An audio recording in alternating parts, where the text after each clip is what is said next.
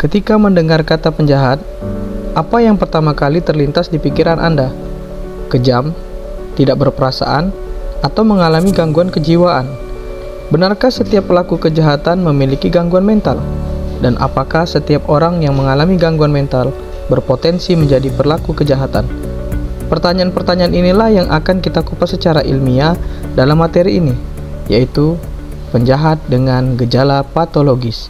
Bersiaplah memahami hubungan antara psikologi, perilaku kriminal, dan gangguan psikologis berdasarkan perspektif psikologi forensik bersama saya, Irham Hassatan Dalimunte dari Universitas Teknologi Nusantara. Bagaimana jika seorang melakukan pembunuhan karena mendengar suara yang memerintahnya? Apakah ia pantas dihukum seperti penjahat lainnya? Atau membutuhkan perawatan karena mengalami gangguan jiwa? Lalu, bagaimana jika seorang hanya berpura-pura gila agar terbebas dari hukuman? Siapa yang dapat membedakannya?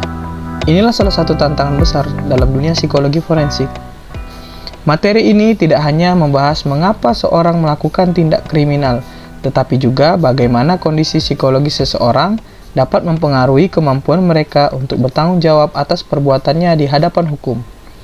Melalui pembelajaran ini, kita akan memahami bagaimana psikologi membantu proses penegakan hukum agar tetap menjunjung tinggi keadilan sekaligus kemanusiaan. Sebelum membahas lebih jauh, mari kita pahami terlebih dulu apa yang dimaksud dengan psikopatologi.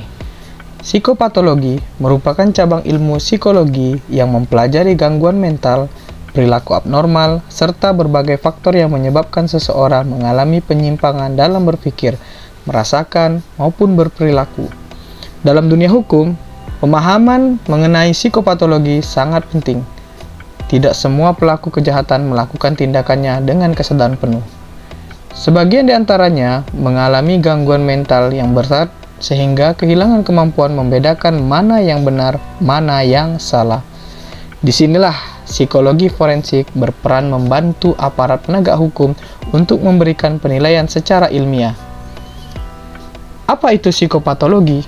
Psikopatologi adalah studi mengenai penyakit mental dan perilaku abnormal. Namun, penting dipahami bahwa tidak semua perilaku yang dianggap aneh otomatis termasuk gangguan jiwa. Suatu perilaku dikatakan abnormal apabila menyimpang secara signifikan dari norma sosial maupun budaya, mengganggu fungsi kehidupan seseorang, serta menimbulkan penderitaan baik bagi dirinya maupun orang lain. Dalam konteks psikologi forensik, tujuan utama mempelajari psikopatologi adalah mengetahui apakah tindakan kriminal benar-benar dipengaruhi oleh gangguan mental atau dilakukan secara sadar dan disengaja. Kali ini kita akan membahas tentang ODMK dan ODGJ. Di Indonesia, terdapat dua istilah penting yang perlu dibedakan. Pertama adalah orang dengan masalah kejiwaan atau ODMK. ODMK merupakan individu yang memiliki risiko mengalami gangguan jiwa akibat tekanan psikologis, masalah sosial, atau kondisi kehidupan tertentu. Sedangkan orang dengan gangguan jiwa atau ODGJ adalah individu yang telah mengalami gangguan nyata pada pikiran, emosi, dan perilakunya, sehingga kemampuan menilai realitas menjadi terganggu. Perbedaan ini sangat penting karena tidak semua ODMK akan melakukan tindakan kriminal dan tidak semua ODGJ kehilangan kemampuan bertanggung jawab secara hukum. Mari kita bayangkan sebuah kasus. Seorang pria mengambil barang milik orang lain. Ketika diperiksa, ia mengaku mendengar suara yang memerintahkannya untuk mengambil barang tersebut. Baginya, suara itu terasa nyata. Ia yakin sedang menjalankan sebuah perintah. Apakah ia sekadar bohong? Ataukah ia benar-benar mengalami halusinasi akibat gangguan psikotik? Pertanyaan inilah yang harus dijawab melalui pemeriksaan psikologi dan psikiatri forensik. Gangguan jiwa tidak muncul begitu saja. Banyak faktor yang dapat mempengaruhinya, mulai dari faktor genetik yang diturunkan dalam keluarga, gangguan keseimbangan zat kimia di otak, pengalaman traumatis, tekanan lingkungan sosial, hingga penyalahgunaan narkotika. Gejala yang muncul pun sangat beragam, mulai dari perubahan suasana hati yang ekstrim, sulit tidur, kehilangan konsentrasi, menarik diri dari lingkungan sosial, hingga munculnya halusinasi maupun waham. Dalam kondisi tertentu, gangguan tersebut dapat meningkatkan risiko munculnya perilaku agresif atau tindakan kriminal. Ketika seorang mengalami gangguan jiwa, tujuan utama bukanlah menghukum, melainkan memulihkan kondisi psikologisnya. Penanganan dapat dilakukan melalui pemberian obat-obatan seperti antipsikotik, psikoterapi, terapi perilaku, rehabilitasi sosial, maupun perawatan di rumah sakit jiwa. Pendekatan ini bertujuan agar individu mampu kembali menjadi fungsi sosialnya secara optimal. Malingering, berpura-pura sakit jiwa. Dalam praktik hukum terdapat tantangan lain. Tidak sedikit pelaku kejahatan yang berpura-pura mengalami gangguan jiwa agar terbebas dari hukuman. Fenomena ini dikenal sebagai malingering. Seseorang yang melakukan malingering biasanya menunjukkan gejala yang tidak konsisten, memberikan jawaban yang dibuat-buat, atau menunjukkan perilaku yang berbeda ketika merasa sedang diawasi.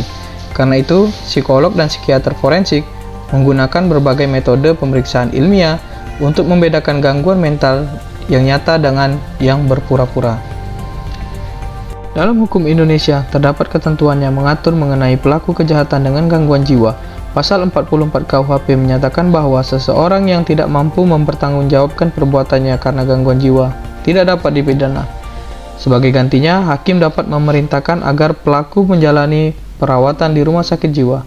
Namun perlu diingat, keputusan tersebut tidak diberikan secara otomatis.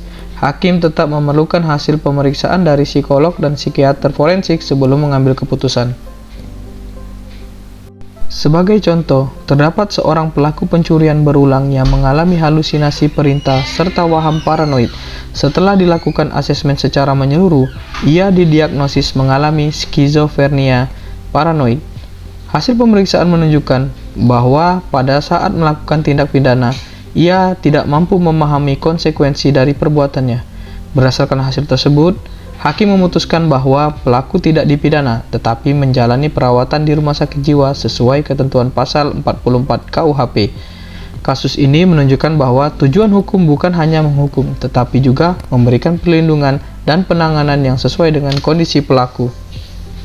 Pada akhirnya, psikologi forensik mengajarkan bahwa keadilan tidak selalu memberikan hukuman.